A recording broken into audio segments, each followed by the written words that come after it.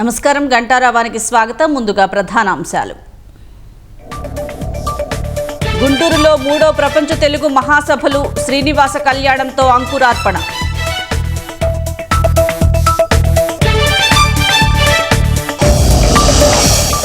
కాసేపట్లో తెలంగాణ కొండగట్టు ఆలయానికి పవన్ కళ్యాణ్ టీటీడీ నిధులతో నిర్మించనున్న భవనాలకు శంకుస్థాపన.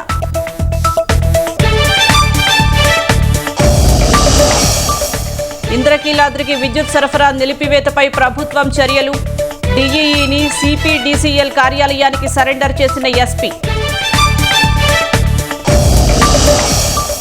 రాష్ట్రంలోని అనేక ప్రాంతాల్లో దట్టంగా పొగమంచు, పాడేరులో తగ్గని చలి తీవ్రత.